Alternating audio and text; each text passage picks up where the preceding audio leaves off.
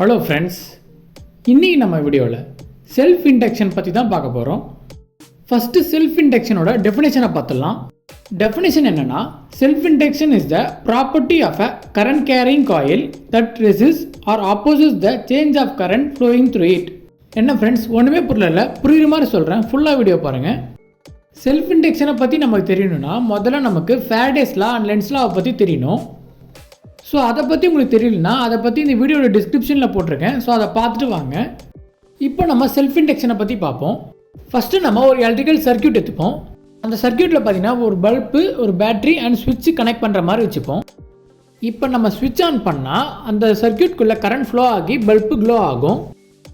அதே மாதிரி ஸ்விட்ச் ஆஃப் பண்ணால் அந்த சர்க்யூட்குள்ளே கரண்ட் ஃப்ளோ ஆகாமல் பல்பும் ஆஃப் ஆயிரும். ஸோ இது நம்ம எல்லாருக்குமே தெரியும்.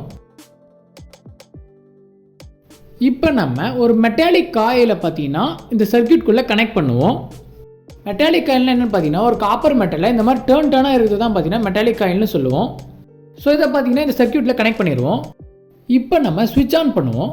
ஸ்விட்ச் ஆன் பண்ணும்போது பார்த்தீங்கன்னா கரண்ட் இந்த சர்க்யூட்டில் ஃப்ளோ ஆகி அதே மாதிரி பல்பும் க்ளோ ஆகும். பட் இப்போ ஸ்விட்ச் ஆஃப் ஆகும்போது என்ன ஆகும்னு பார்த்தீங்கன்னா அந்த பல்பு சடனாக ஆஃப் ஆகாமல் கொஞ்சம் டைம் எடுத்து தான் ஆஃப் ஆகும். அது ஏன் அப்படி நடக்குதுன்னு இப்போ பார்ப்போம். இப்போ இந்த கரண்ட் பார்த்தீங்கன்னா இந்த மெட்டாலிக் காயில்குள்ளே போகும்போது பார்த்தீங்கன்னா அதை சுற்றி ஒரு மேக்னெட்டிக் ஃபீல்டு உருவாக்கும்.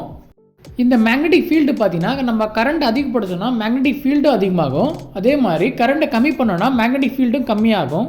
ஸோ இப்போ ஃபாரடேஸ் லா படி பார்த்தீங்கன்னா change in magnetic field induces a current. அதாவது இந்த மாதிரி மேக்னெட்டிக் ஃபீல்ட் சேஞ்ச் ஆகிட்டே இருக்கிறதுனால அந்த காயில்குள்ளே பார்த்தீங்கன்னா ஒரு இன்டியூஸ்டு கரண்ட் ஃபார்ம் ஆகும். இந்த இன்டியூஸ்டு கரண்ட் பார்த்தீங்கன்னா நம்ம அனுப்புகிற சோர்ஸ் கரண்ட்டுக்கு ஆப்போசிட் டைரக்ஷனில் இருக்கும். அதாவது நம்ம அனுப்புகிற இந்த சோர்ஸ் கரண்ட்டும் புதுசாக உருவாகிற இந்த இன்டியூஸ்டு கரண்ட்டும் ஆப்போசிட் டைரக்ஷனில் இருக்கும். இப்போ இந்த புதுசாக உருவான இந்த இன்டியூஸ் கரண்ட் பார்த்தீங்கன்னா நம்ம அனுப்புகிற அந்த சோர்ஸ் கரண்ட்டை பார்த்தீங்கன்னா கொஞ்சம் தடுக்கும், அதாவது ரெசிஸ்ட் பண்ணும். ஸோ அதனால தான் பார்த்தீங்கன்னா இந்த பல்பு பார்த்தீங்கன்னா கொஞ்சம் டைம் எடுத்து ஆஃப் ஆகுது. ஸோ இப்படி கரண்ட் தானாக உருவாக்கி தடுக்கிறத தான் நம்ம செல்ஃப் இண்டக்ஷன் சொல்கிறோம். இப்போ நம்ம திரும்பவும் இந்த டெஃபினேஷனை படிப்போம். Self induction is the property of a current carrying coil, அதாவது மெட்டாலிக் காயில் தான் சொல்கிறாங்க, that resist or opposite the change of current flowing through it. என்ன ஃப்ரெண்ட்ஸ், இப்போ உங்களுக்கு செல்ஃப் இண்டக்ஷனை பற்றி புரியுதா? ஓகே ஃப்ரெண்ட்ஸ், உங்களுக்கு இந்த வீடியோவில் செல்ஃப் இண்டக்ஷனை பற்றி புரிஞ்சிருக்குன்னு நம்புகிறேன். உங்களுக்கு இந்த வீடியோ பிடிச்சிருந்தா லைக் பண்ணுங்கள், ஷேர் பண்ணுங்கள், சப்ஸ்கிரைப் பண்ணுங்கள். தேங்க்யூ.